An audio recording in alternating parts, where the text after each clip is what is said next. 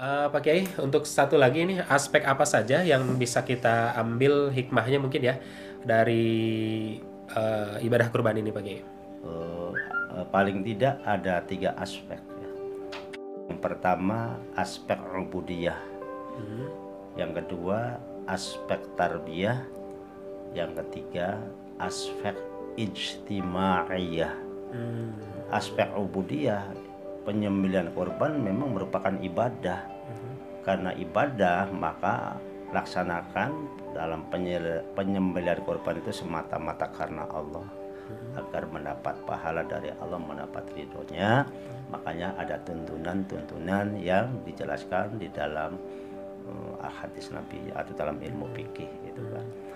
Yang kedua artinya begini, aspek kita berarti mendapatkan sesuatu di hadapan Allah, nanti mendapat pahala itu kan. Betul, betul. Seperti tadi akan nanti di akhirat akan diberi kendaraan ketika melewati Siratal Mustaqim itu gitu karena ya. ibadah. Iya, berarti ini aspek ubudiyah Pak Kiai. Ubudiyah ya, ubudiyah makanya harus benar itu kan, harus hati-hati, harus yang halal gitu. Betul.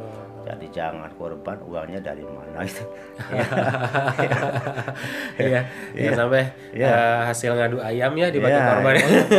konteks ibadah itu. Jadi orang korban itu memang ibadah.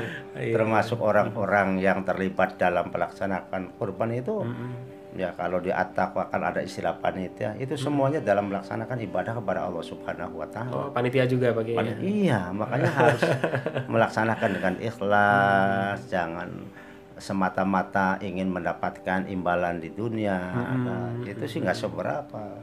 Di samping ada sekedar uang lelah, namanya kegiatan wajar kan. Iya. Juga yang terpenting ada imbalan dari Allah Subhanahu wa taala. Betul. Karena ibadah itu Itu jauh lebih besar Pak Kiai ya. betul besar.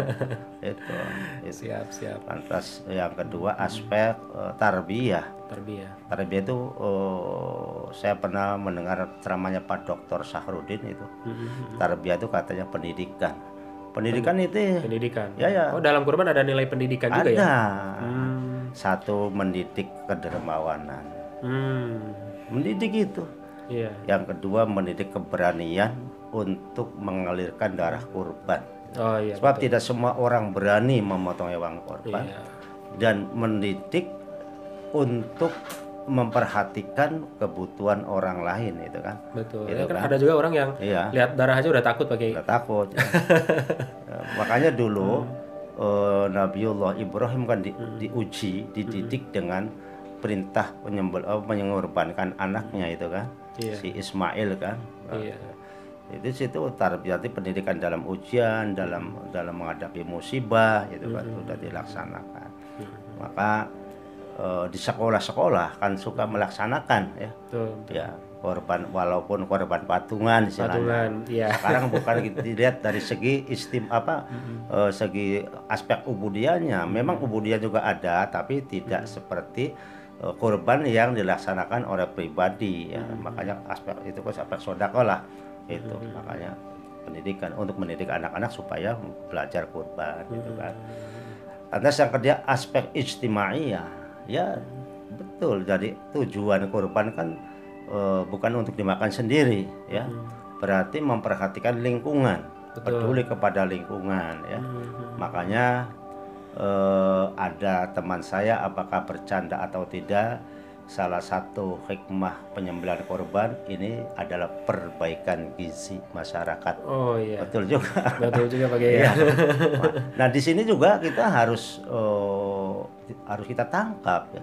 Jangan sampai kita mendapat daging kurban ditumpuk-tumpuk sampai tidak kemasak. Oh, mubazir Pak Kiai. Mubazir sampai dibuang.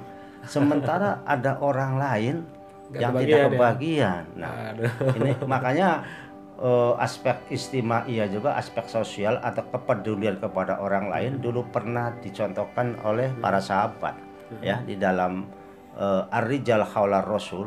Ada sejarah yang dikarang oleh Kiai Khalid sekitar sahabat Rasul. Di sana dijelaskan ketika ada 5 orang sahabat yang terkapar wakilah dalam perang Badar, ada yang mengatakan perang Uhud, semuanya merintih-rintih, menjerit-jerit dengan ucapan yang sama. haus, haus, haus. Akhirnya datang salah seorang sahabat membawa teko dan gelas. Dia memberikan kepada orang yang terdekat kan. Tapi dia apa jawab? Terima kasih, kasihkan saja kepada yang sebelah saya. Barangkali yang sebelah saya lebih haus dan lebih lapar daripada saya. Nah itu aspek kurban.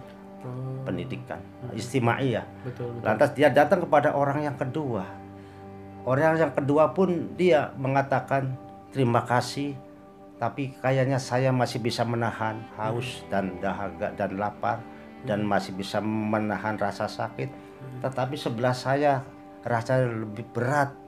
Kasihkan saja yang sebelah saya. Sampai datang kepada orang yang ketiga, keempat, semuanya mengatakan yang sama. Subhanallah. Akhirnya dia kembali lagi kepada orang yang pertama dalam keadaan sudah meninggal. Datang orang yang kedua sudah meninggal.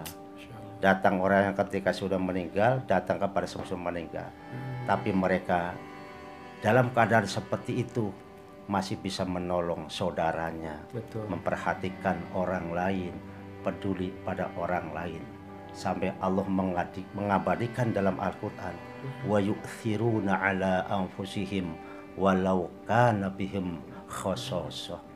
Mereka membiarkan dirinya sendiri, lebih mementingkan orang lain, walaupun sebenarnya dirinya sendiri juga sangat membutuhkannya. Nah, kalau pendidikan aspek istimaiyah ini bisa kita ambil dalam penyembelihan korban, insya Allah manfaatnya akan lebih banyak lagi.